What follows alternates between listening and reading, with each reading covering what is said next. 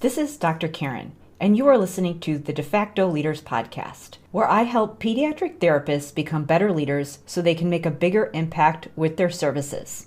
On this show, I'll share up-to-date evidence-based practices, my own experiences, and guest interviews designed to help clinicians and educators feel more confident in the way that they serve their caseloads, so they can help school-age kids grow up to be successful, kind, well-adjusted people.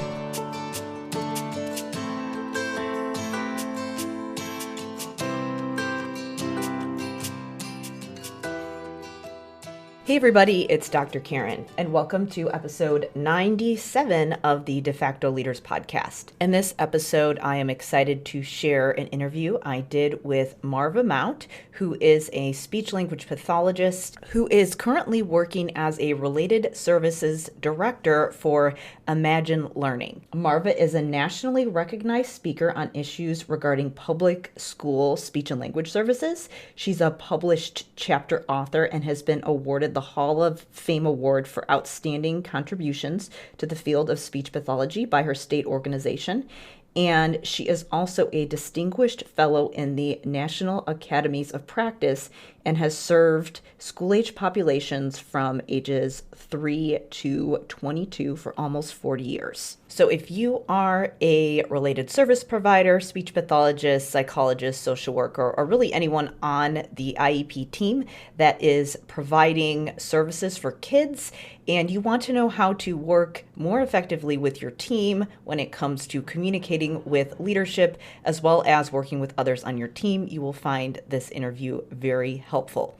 So I actually found Marva on speechpathology.com. She did a great presentation where she talked about just how you can look at the different habits and tendencies of the other people that you're working with so that you can learn how to effectively communicate with them.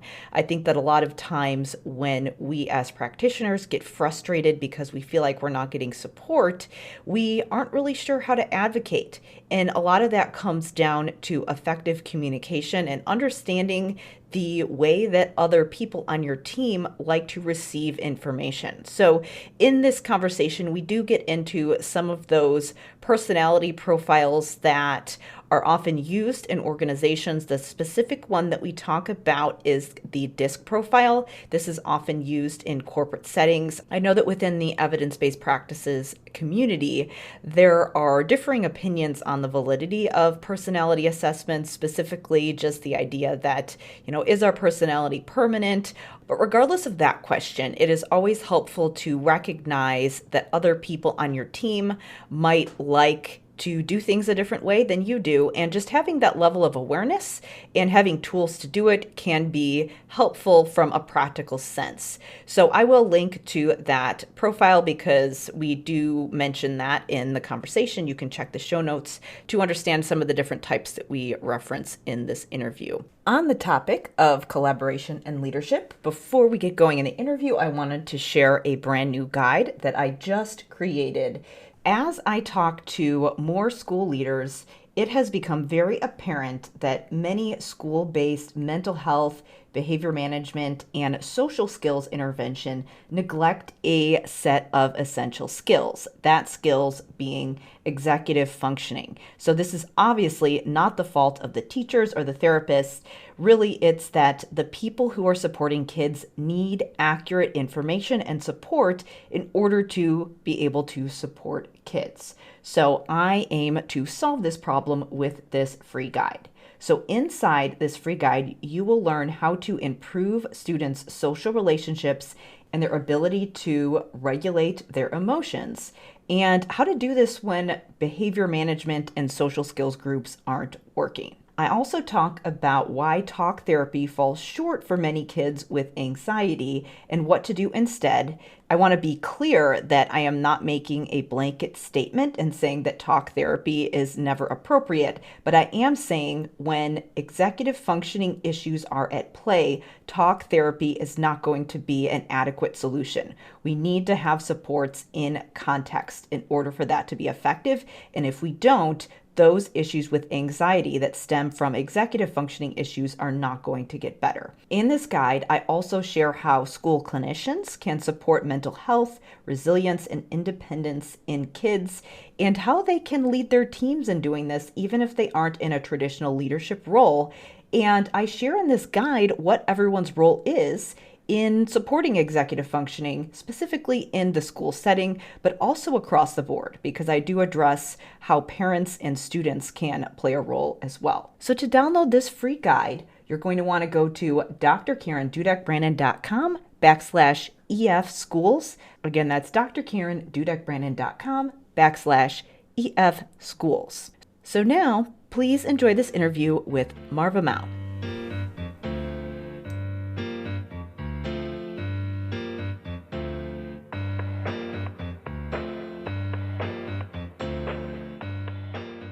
So today I am joined by Marva Mount. So thank you so much for being here with me today.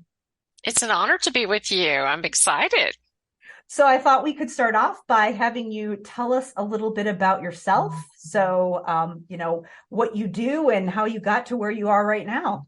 Okay. Well, I've been a speech language pathologist for over 35 years, and I've had lots of aspirations in my life in terms of being a speech language pathologist, but also dabbling in a couple of other things like special education administration. It has been a big part of my career. Um, I've done a lot of presentations over the last 20 years. And I have found that teaching is also a love of mine, and I guess it is of every SLP because we do a lot of that in therapy every day, regardless of our work setting. Currently, I'm a related service director for an educational company, and we focus on online educational products and online related services. And it's been a wild ride. I can't believe it's been as long as it's been, but I still love being an SLP as much as I did the very first day I started. So it's been a great career for me. Wow. So how long have you been in the current position that you're in? About a year and a half. Okay, great. So how did you get into that role? Like how did that evolve for you?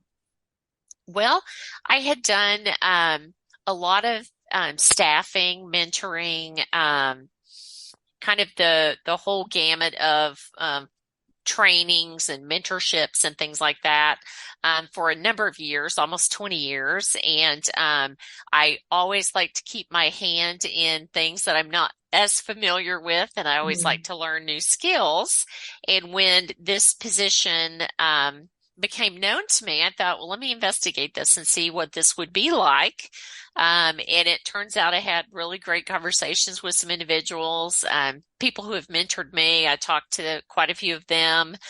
Do you think this would be a good fit for me? Do you think I know enough to do this?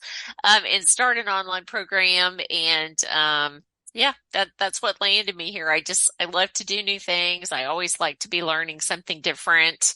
And I just kind of felt like I'd done what I had been doing for a really long time, and I thought I might want to change and do something else. I think it's a really important thing for us to continue to grow and step out of that comfort zone that we love to live in. And I definitely have done that with this position.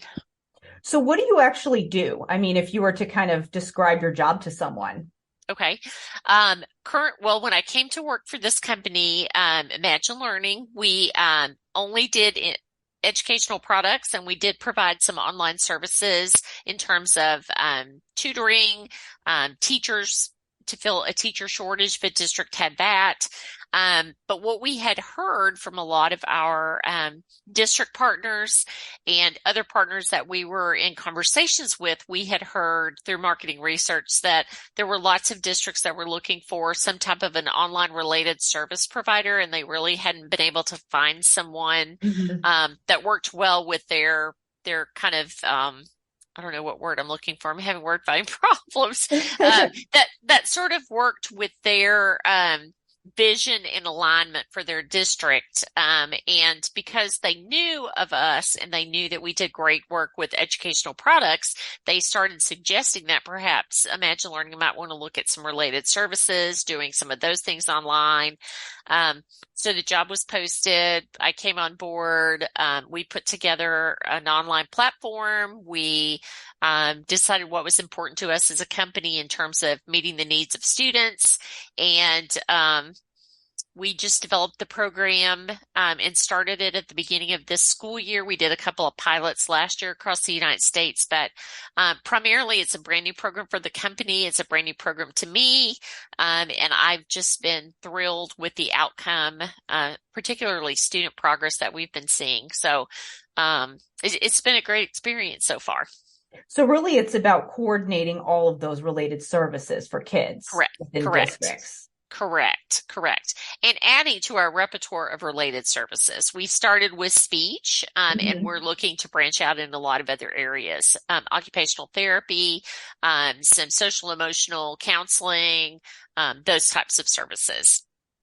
That's so interesting how you were kind of already doing some of these jobs, or you were saying that you had done a lot of trainings and things like that. So that's when you had a position as an SLP. Correct. Yeah. So you were kind of branching out and sort of creating different career experiences for yourself before you officially had a job title where it was, spelled out for you. That's right. And most of my career has been having an idea and taking that idea to someone. And that idea then becomes a blossoming flower, and you figure out, oh, if you bring the idea, you have to make the idea work. So a lot of it is just being, I think, the outspoken one in the group and discussing, the way we do this is not very streamlined, and it's obviously also not very productive. So how could we make this thing better?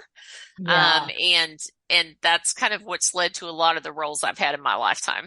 Yeah, that is really interesting because I know that a lot of SLPs and other related service providers, I think that I could probably, say as a collective group, there are a lot of times where we feel like things are just enforced down upon us. And I know that when I talk to a lot of the therapists that I mentor, it's, my principal wants me to do things this way, or my director is saying this is the way that we do things around here. And I always wonder, is it really true that they have to do those things that way? I mean, what has been your experience when, an administrator is saying this is the way that we do things, and that maybe there's a better way just because you have a different perspective? I think that's when your ability to communicate well comes into play, and you have to diplomatically suggest that maybe just because we do it this way doesn't mean it's the best way. And from a therapist perspective in particular, are we doing what's best for those that we serve? And are we meeting the letter of our ethical requirements in terms of, are we doing the best possible thing that we can for each one of our patients, our students, our clients, regardless of where you might be working? And I am just not one of those individuals who loves to hear that statement, but that's how we do it. I do believe that's a killer for most organizations. Those few words will stagnate and kill a program, or will cause a lot of grief and turmoil in a program. And I just learned early on, if you have a good idea, it's only a good idea if you voice it, and it's only a good idea if you bring it to someone's attention. Maybe you can't do it by yourself, but there's definitely someone who can help you bring that vision that you have to fruition. So it's always a good idea to speak up, and it's much, I think, more productive to use your energy toward that than complaining about something that you feel like is being forced upon you, as you said. You definitely have to make your own progress sometimes, and you just really can't be afraid to do that. Yeah, totally. I mean, there's a lot of situations where I kind of wonder, I bet the administrator or whoever it is that's saying that you have to do it that way, I'm always willing to guess, or I'm always willing to give that person the benefit of the doubt that maybe they just don't know another way. Maybe they Hmm. just, they're busy and they haven't, they don't have the background that you do. That happened a lot when I was when I was in a district that, there were, with speech specifically, it was a lot of times they would say, here's how we're doing things, special ed procedure. Like they had some way that they wanted us to communicate before the IEP meetings that it took a lot of time and energy. And if you had, 50 to 80 kids on your caseload, it didn't make sense for you to be doing all of these steps for every kid, especially when you have those articulation cases where you could probably condense it a little bit, still keep everyone happy, still make the parents feel like they're included, but you could condense it a little bit rather than having to go through the whole process. The administrators were making the decision based on kids who maybe they were in a self-contained program and they needed all of that extensive process. So there were a lot of times where we had to be like, okay, well, what about this? We had to come with an idea rather than just saying, well, that doesn't work for us. And we almost trained our administrators to be like, okay, here's how we do it. Okay, speech, how do you think we should do it? And they almost got used to that because they knew we would come to them with the solution instead of just, Right. complaining. And in the spirit of compromise, right? Yeah. Like there has to be compromise from everyone, not just one side. And Yeah. everybody needs to walk away from those situations feeling like they've kind of gained something or gotten something for their efforts. That's what makes human beings tick. That's what makes human Mm. beings feel productive. So, if you don't say anything and you just go along with things, that is just, I think that's what's wrong with a lot of professions right now, and people that are Yeah. burned out and people that, Mm-hmm. I don't want to do this anymore. This is not fun anymore. Um, Sometimes it's not fun because there's so much minutia there that you do not need to worry about. Yeah. Um, and you have to speak up and be the force of change. And Yeah. that's very intimidating, especially if you're new to something. It is. I think with the burnout too, that so a lot of people who are trying to get out of burnout, usually the solution is, well, you need to do more self-care, you need to take a break and do restorative activities. And all of that's great. You should absolutely make sure that you're rested and all of those things. But I think that sometimes it's less of an issue of needing self-care and more of an engagement issue and more of a we like to do work and we like to be actively engaged in something when Hmm. we feel like we're making a difference. Hmm. Or, I mean, sometimes it's a boredom issue where you're not going to feel motivated to do something if you feel like you're not seeing an impact of what you're doing. It's not, I agree wholeheartedly with that statement. yeah. So Yeah.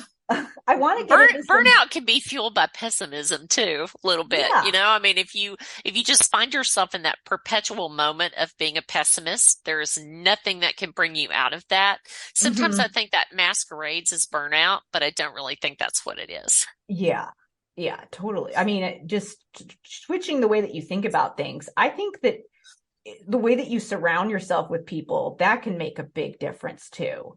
If you Sure. get into a community where everybody's complaining versus if you're hanging around with people who are, being proactive and thinking about ways that they can solve problems, it definitely rubs off on you. Absolutely.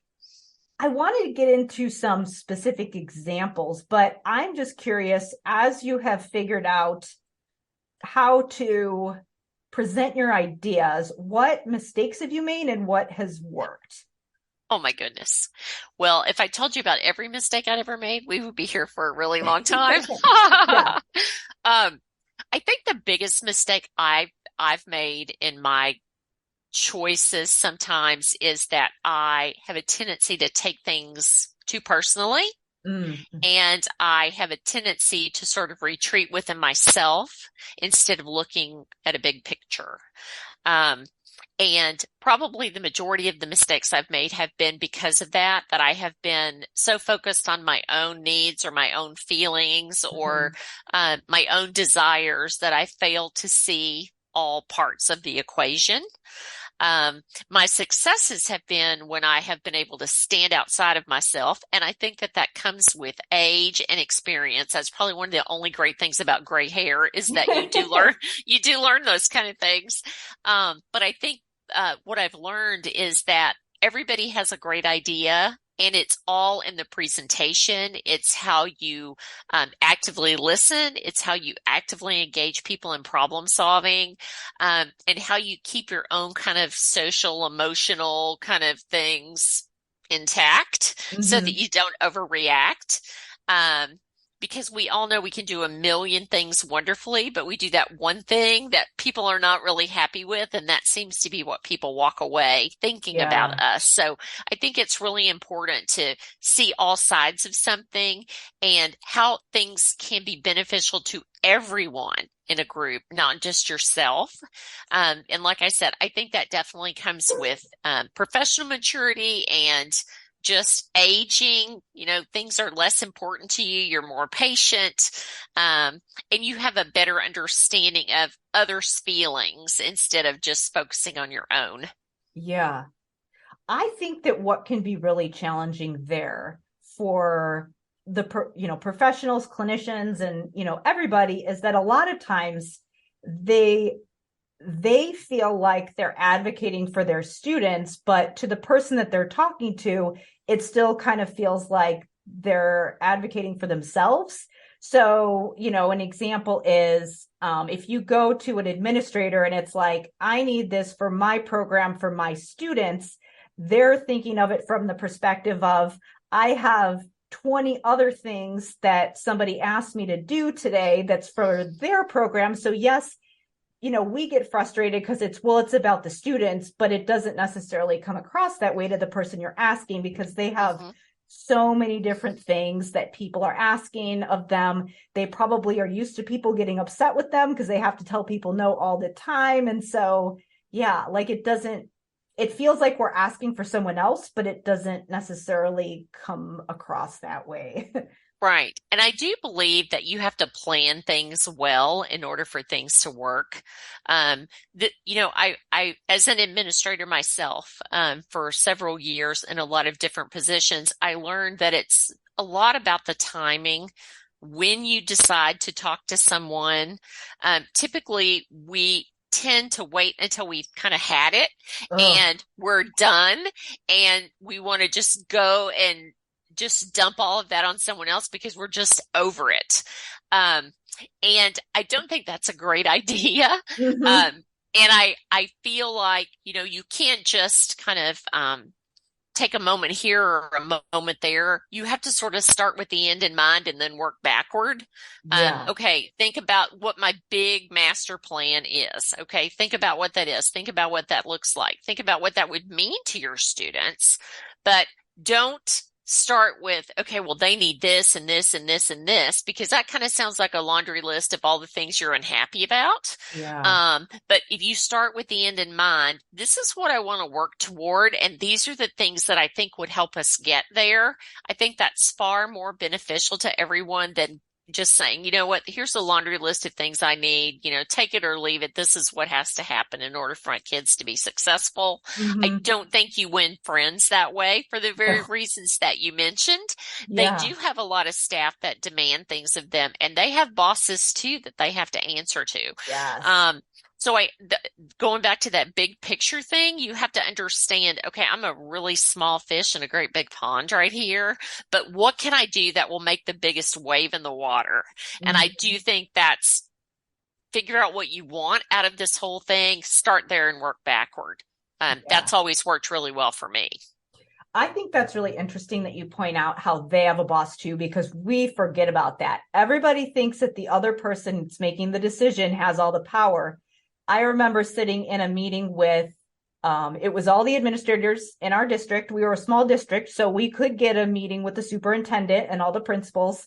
And we wanted some changes to the speech services. And I remember the superintendent sitting there saying, like, I support you. I understand why you want what you want, but I have to get board approval. I can't make any definitive decision until we get board approval.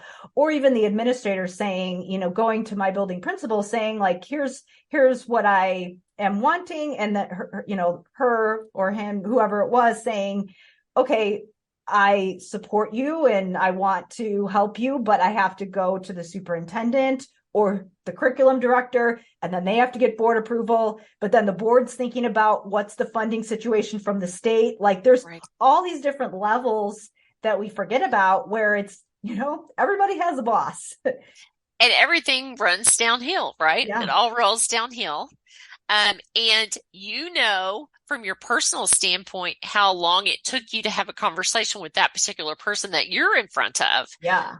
And think about how long it's going to take that to happen. So when I say begin with the end in mind, begin with the expectation that this is not going to be an overnight fix, especially not in bureaucratic situations like schools or hospitals or where there are lots of levels of management. That just makes it more and more complex and complicated. So you really have to have your ducks in a row before you start those kind of conversations, and you have to pack your patience because it's going to take some time. It didn't take it overnight to get the way it is, and it's not going to change overnight either. Yeah, I've heard that one a lot, and that is sound advice. So we don't always adhere to it, though. No, I get it. It's frustrating. I think that if you're a person who does decide to go present these things to your administration, you do have a healthy level of impatience, because if you have to have enough impatience to motivate you to do something and not wait for it to happen from the top. So that is right. You are so right. Some is good. It's like all things. You have to balance it out, right? I think all or most speech language pathologists are of the same personality type, right? Like we want it done. We want it taken care of. We want it done with perfection. We want it off our plate. We want to move on to the next thing. And I think that that's a personality that drives us as professionals because we have so many things that we have to take care of regardless of the setting that we're in. And our therapy world is so vast. There's so many things we have to know about. So I think we're definitely get it done kind of people. And we need to recognize that personality type does not always jive well with the setting that you're working in. I think that's important to kind of figure out also.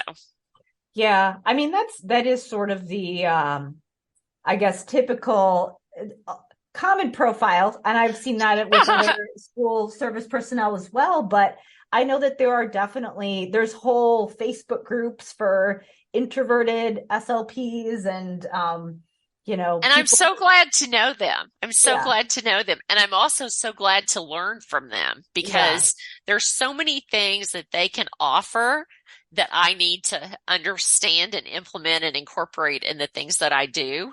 And I think difference is what makes the world go round. So I'm so happy that they sort of joined together. So now that they can help me in some of those areas where I really need to chill out a little bit, or I need to not be so perfectionistic about things. And those groups have been very helpful to me.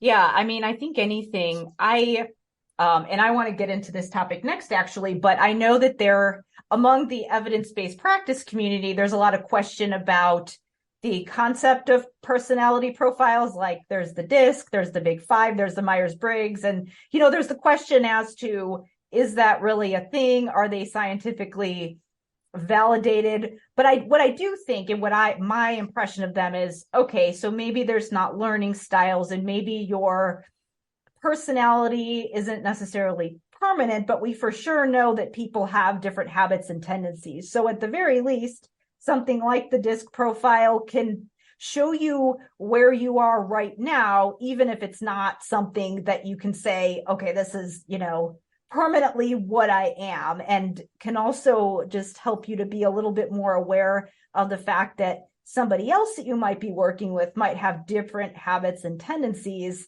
that you might need to consider, again, even if regardless of whether, what the research says about those tests, I think that they can be useful to that extent.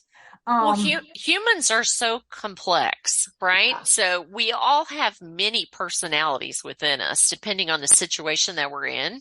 And I think that what I love about those types of personality profiles is that it just gives you a better understanding of kind of how you function and operate. Um, and I think all of them sort of play in that area of emotional intelligence. yeah, And without going quite as far as some of those emotional intelligence aspects go, but I think they all have that component. And it's just trying to get you to understand this is how you react versus this is how your reaction may affect someone else hmm, versus this is how this may play out if you continue down this road. I think it's all about understanding yourself and being okay with who you are, but also understanding sometimes modifications are necessary, yeah. depending on what your situation is at the moment. I wanted to take a quick break here and mention something specific that you can do to advocate for your students as well as take on a leadership role on your IEP team. If you are a related service provider, you likely have students who appear to be disengaged, not motivated, who tend to struggle to get their assignments completed both in class and with homework, and often avoid some of the most challenging tasks that they need to do in order to actually learn new skills and get more confident. So many times these issues are related to executive functioning. Oftentimes these students get labeled as lazy or defiant, but really it stems from a much deeper issue. There's a lot of anxiety there because they are not sure how to visualize the steps that they need to do in order to complete tasks. And this comes across as behavior issues, it causes issues with social relationships, and it can have a huge impact on students' self esteem and mental health. So many times, schools think that they need to do all kinds of positive reinforcement, behavior management, talk therapy. Some of those things can be appropriate in certain situations, but if we want students to be more resilient and build their executive functioning skills, we have to actually teach them executive functioning skills. And everyone who interacts with kids on a daily basis plays a critical role in this process. That's why I've created a free executive functioning implementation guide to outline everyone's role in this process. This includes the professionals' roles in the school setting, as well as what students and parents can do. So if you are a related service provider and you want to help your team get on the right track so that you can support your caseload, definitely check out my executive functioning guide. To download that guide, you're going to want to go to drkarendudek-brannan.com /EF schools. So you mentioned I watched your presentation on speechpathology.com and you talked Hmm. a little bit about the DISC profile. Can you share a little bit about how that's been useful to you in working with maybe people that you mentor, therapists, or even working with the leadership that you report to? Hmm. I think the best thing that I get out of those types of situations is self-awareness. Um, because I'm not always aware of how someone else's behavior is affecting me, right? Yeah. Because I'm kind of in the moment. So what I love about those is that it kind of tells you what your strengths are. It tells you a little bit about maybe some of your challenge areas that you might Mhm. want to investigate. And then it helps you marry those challenges that you might have with all those positive things that you might possess. Um, and you're able to sort of craft an opinion of how you want to respond to someone based on some of those same characteristics that you might be seeing. Mhm. A classic example of that comes to mind, opposites attract, not always, right? Yeah. So if you are a very sort of rigid personality or you're a blue or an orange or whatever, you have more discipline and drive than say compassion and care. You're going to want to kind of modify your response to a person that might not hold those as closely as you do, and they may Mhm. be looking for you to be more compassionate and caring. You have to soften yourself. So a lot of those personality tests, I think, are designed so that you just get a better understanding of the inner you and how you need to modify your own behavior and watch how your behavior affects other people. Because we're not all the same, which is fabulous. If everybody was like me, I'd go nuts. But Yeah. I think we all have such great aspects of our personality that if you're very familiar with all different types of personalities you might encounter, you're more able to adapt and conform to whatever your situation might look like. And that alleviates stress, that alleviates anxiety, that may make you less of an introvert because you feel a little bit more confident in your ability to tackle some of these big problems or some of these challenges you might be facing. I think that's a great point because I'm definitely an introvert. I am definitely shy, but if I have a plan and I've gained more experience and skills, I'm much more confident in those situations. So I think it can be easy to say things like, well, I'm introverted, so I can't go do presentations, or I can't do this, or I can't do that. I think it's fine to acknowledge that maybe you like to recharge by yourself, but not necessarily let it hold you back from doing things that could be really beneficial to you or might actually reduce anxiety, help you be more successful, help more people, all those things.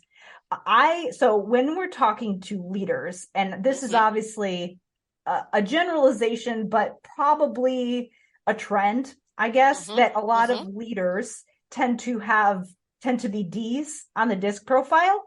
And I know that you mentioned that some of the leaders that you work with are D.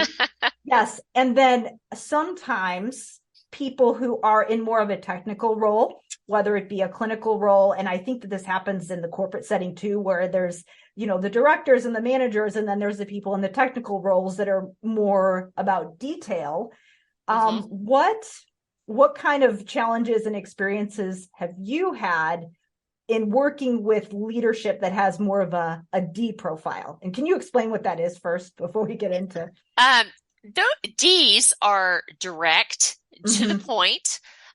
They do not like a lot of chatter. They don't, and I say they don't like, they don't, they're not amused with that, right? Like they want bare bones. They want to be to the point.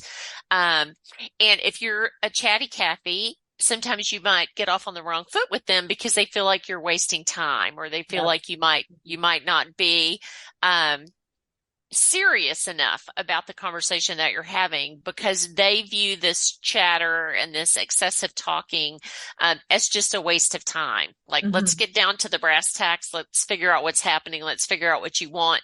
I had a boss one time that was definitely a D, and he would always say to me, Marva, just spit it out. Just tell me what you want. And I had to learn with him, I know I'm probably only going to have about 5 minutes for this conversation. And so I have to make those 5 minutes count. And if I hadn't realized that about him, I don't think we would have been able to have a good relationship because I would have annoyed him as much as he annoyed me because we're very different ends of the spectrum in terms of our personality types. So I think that knowing that about someone, and maybe you don't know it initially, maybe you come to that realization after you've had a few interactions or encounters, and you realize, wow, he does not like the fact that I like to explain things excessively. And he may be a person, or she may be a person. And I laugh when I say he, because the majority of my bosses that have been that way have been male, not female, which I think is also very interesting. But I learned bullet points. I learned short and sweet. I start with the bottom line. This is what I want. And then I say, this is why. Or this is why I think this is important that we investigate it. But you have to keep it short and sweet, or you lose the ability to get what you want. And I really think that that's an important aspect of personality that we all need to know about. We need to be able to recognize those things. Yeah. I think that with, and I don't, again, everybody, there are probably a lot of SLPs. I'm definitely a D. I have worked with administrators who are Ds, but I know that I have a lot of friends who are, that like to give a lot of detail. And so I like to give detail when I think that it relates to the outcome. I'm always like, okay, what's the outcome? But I can kind of go back and forth. And I think that, like you were saying before, when you have your laundry list versus here's the thing that I want and here's why, that it can be it can be beneficial if you have somebody who really wants you to get to the bottom line. I think with D personalities, you have to sort of plan the additional explanation for another time. Yeah. I don't think you ever start with the D with a lot of information because I think that puts you on unequal footing with them in terms of what they're going to allow. And by allow, I mean kind of tolerate. So, oh, you want to have a meeting with me again? Nope, I'm always going to be busy because you annoy me. You talk too much. I do think that you have to save like all the extraneous information that you may need to provide. I think you need to save that for a different time. And that goes right back to, I think one of my biggest things I've learned is sometimes you have to start with what you want and work backward. And then that gives you an opportunity to see how much information they need and in what area, because maybe you think they need all the information, but maybe they do not. So just picking up on those personality cues sometimes I think is really important too. And being confident enough in your ability to kind of gauge people's personality to be able to do that. I think a lot of it is confidence. I've noticed that. So I had somebody that I worked with who was a D, and I could tell by the way he ran meetings that he was, and just the comments he made. So if we had a staff meeting and it was scheduled from 3 to 3:30, at 3:29, we were wrapping it up. And it was just very to the point. And when I would do he was the one who evaluated me, and you know how extensive evaluations can be. Right. And it was like 5 minutes in and out. And I'm like, this is awesome, But he even I remember, just there were some other people who would do trainings in the district who, sometimes when you're doing a training and it's like, here's this point I want to make, and then here's a story to kind of elaborate. And a lot of people really like that, especially if you are more of that. I don't know exactly the colors, but maybe if you're an I and you're more of the influencer connector kind of a person, and you like more of the emotional backstory. A lot of people like that. They find it engaging. But I remember, some of the other administrators who are a little more direct are like, I can't stand that training. Just get to the point. Tell me what I need and let's get out of here and go and do the work. Yeah, those people are definitely not I's. They're definitely not I's or S's for sure. Yeah. And I guess to give people context, if they don't know what we're talking about, if you're not familiar. So I is the kind of the influencer connector. S is the structured, process-oriented. Right. We want to make sure everybody understands if we're steady. Yeah. And then C is the conscientiousness, more risk-averse. Right. Yeah. So yeah, I want to be the C. I'm not the C yet, but I'm hoping before I die I have more C tendencies. I'd like to be less risk averse. This sounds kind of backwards, but the last time I took the DISC profile, I was a D and a C. I mean, doesn't that sound kind of backwards? Like counterintuitive maybe. But yeah, well, so my theory is that if I know that my ducks are in a row, I like to get my ducks in a row so I can go. And then my D comes out. But if I feel like I'm not prepared and I haven't front loaded all the information, that's when I get scared and I don't want to go forward. And so I know that, maybe I have more information than I need, or maybe I have some more skills and experience than I need to kind of bring out my more ambitious qualities. That's my theory. Well, and that may boost your confidence, yeah. Right? Like utilizing that may boost your confidence a little bit. I think it's all about confidence, regardless of how you feel you rate on any type of profile. I think it's how confident am I that I'm going to be able to get this done, and how okay am I with maybe failing the first go round, right? Because there's a lot of things in life that are worse than failure. Failure's when we learn a lot of things, but that's tough. That's a tough situation to wrap your mind around. We don't like failure. I don't think anybody does.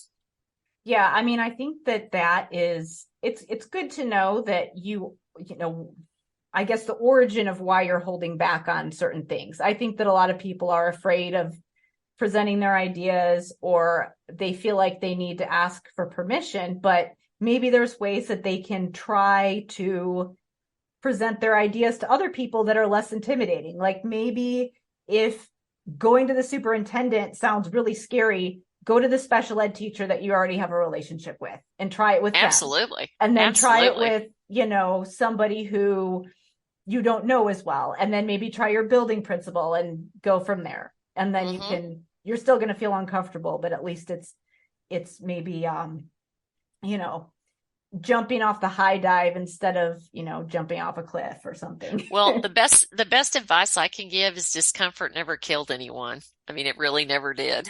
And Yeah. you get over it so fast that you don't remember it. And when things work out really great, all of that discomfort is canceled out. So if you're held back by a fear or I'm going to fail or, oh, this is going to be so embarrassing. I can tell you no one ever died from it. If they would have, I would have died years ago.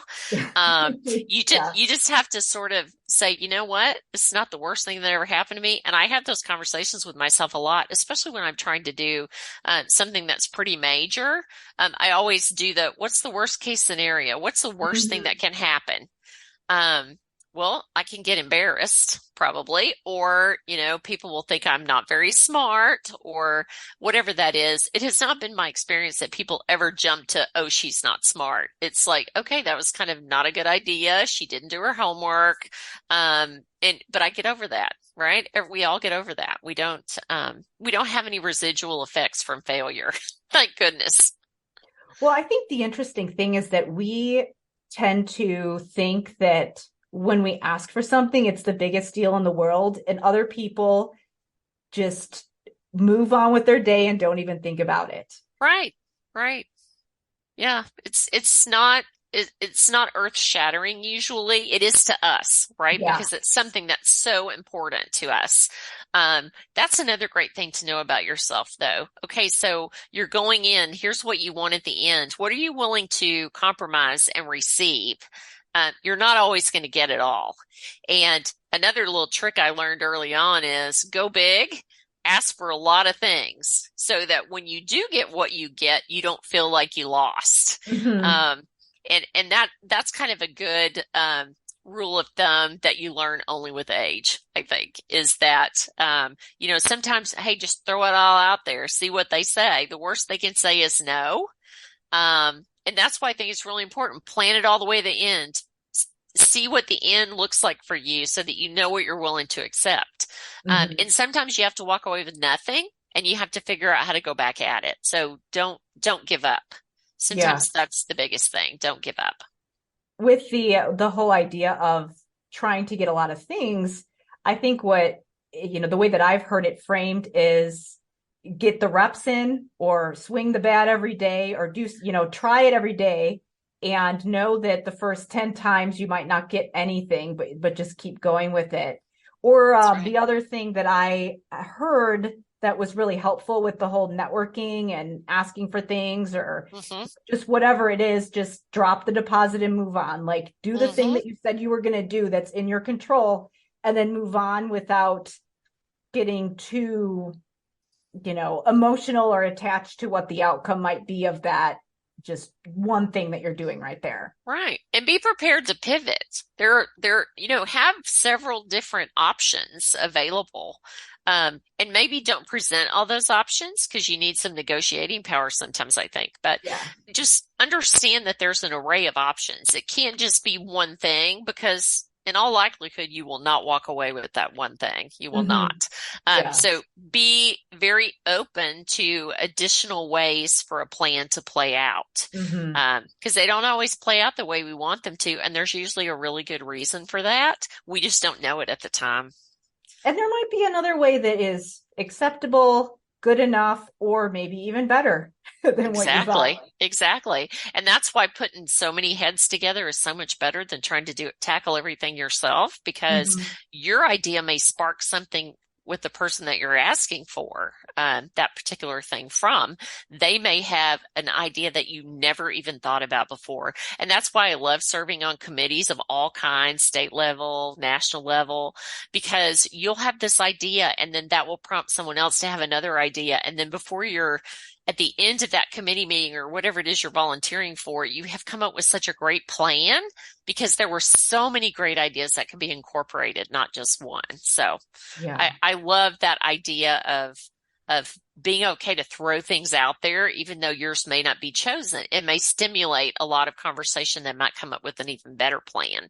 And I think we all need to be open to that and not view that as failure. That's not failure. That's actually a great win if you think about it. Mm-hmm. Yeah.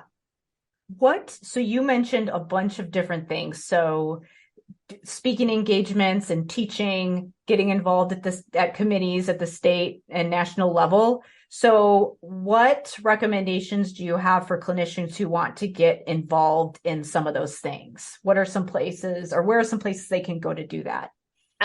State organizations are a great place to start. They always need volunteers. They need people that are enthusiastic about our profession.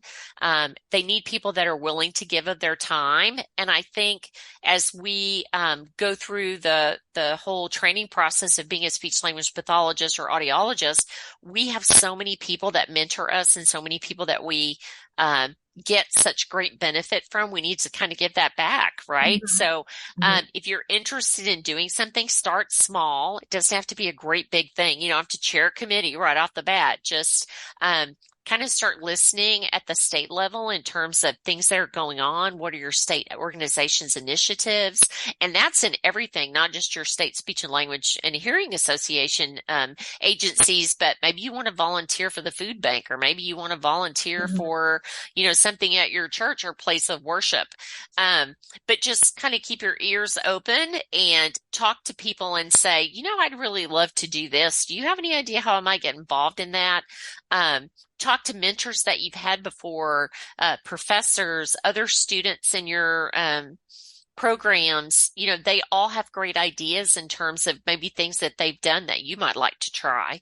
Mm-hmm. And the great thing about volunteering is you can try something and you're under no obligation. If you volunteer and you don't like it, then maybe that'll lead to something else. Okay, I know I don't want to do that. I know I don't want to be involved in that, but that might spark some joy in another area for you. So I definitely think that if you have an opportunity to go to any type of convention, whether it be a speech, language, and hearing convention or any type of convention, that's a great place to network and meet people and find people that share interests that you have. That's a great way to get started. What about speaking engagements? You've done a lot of that. I have. What are some things that people can do if they want to get started with something like that? If you work in an environment where professional development happens frequently, maybe start in terms of, hey, I'd like to take 20 minutes at our next staff meeting to talk about XYZ. Or could we plan for me in a couple of months to, bring this as a topic, whatever that topic might be, and start with like a 30-minute surrounded by people that something that's very informal, something that you're confident about and that you want to speak to, and start there because that definitely builds your confidence. When you go into administration, you're kind of thrown into that if you take Yeah. that path. Nobody asks you if you want some training, or no one asks you if you might like to do some public speaking classes before you do that. They're just like, okay, you're on. This is what Yeah. you do.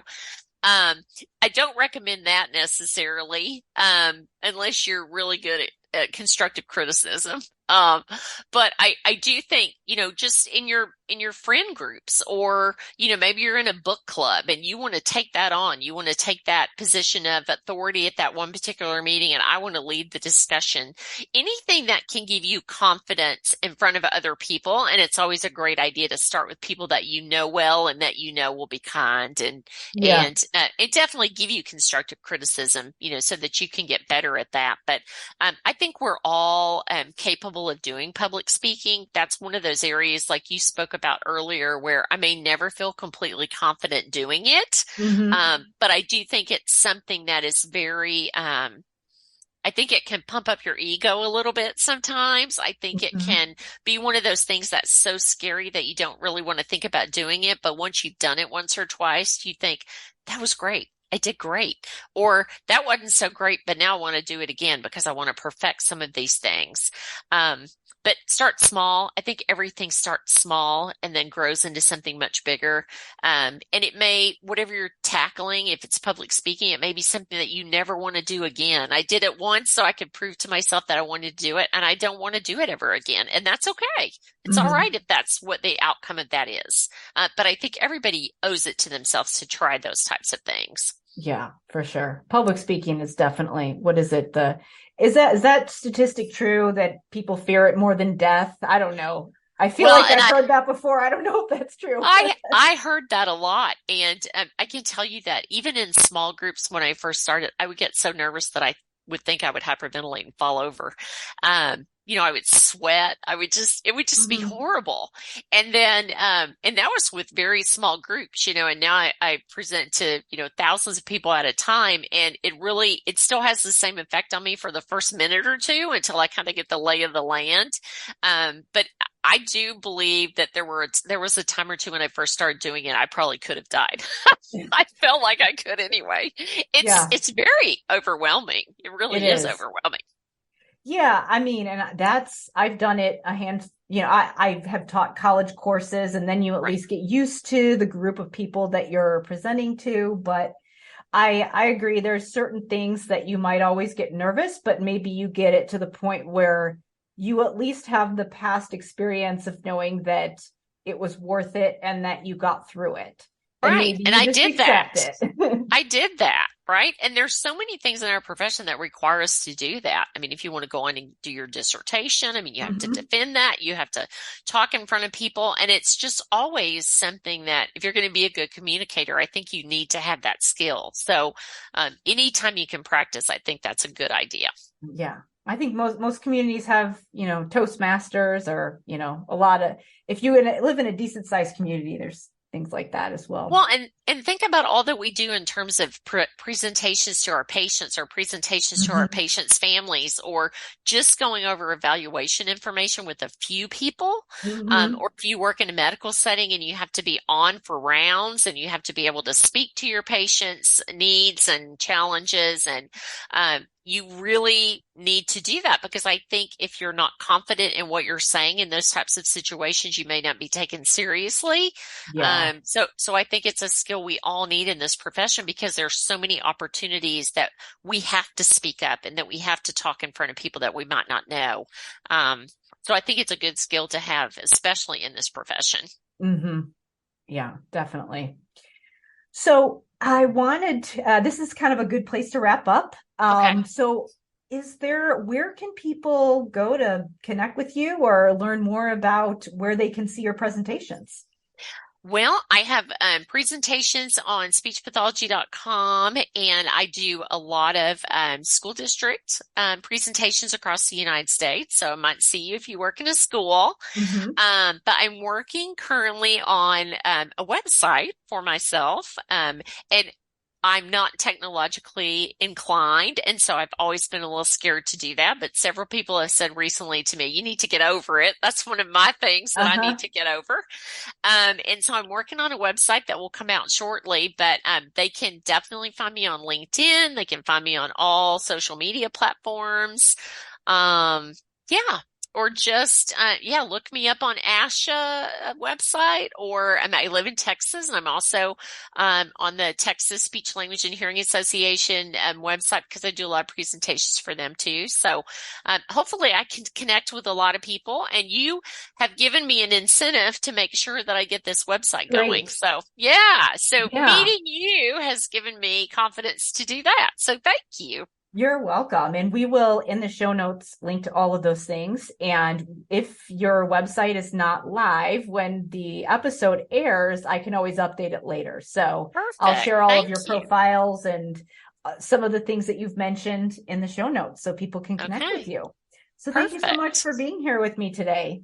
Well, thank you so much for having me. It's been a lot of fun. And you have been someone that I've admired and you have mentored me from afar and didn't even know. So I have appreciated all the information that you post and all of the great ideas that you have for working with students. So thank you so much for that. Well, thank you for saying that. I appreciate it.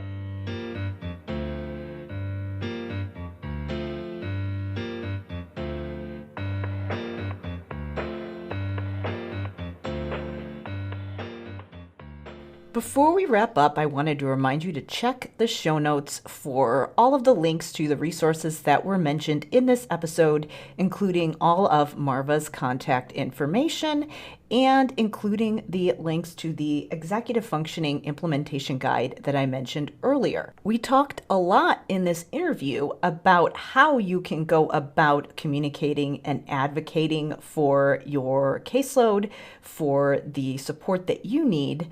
But the executive functioning guide is going to give you a specific initiative that you can focus on in order to make that happen.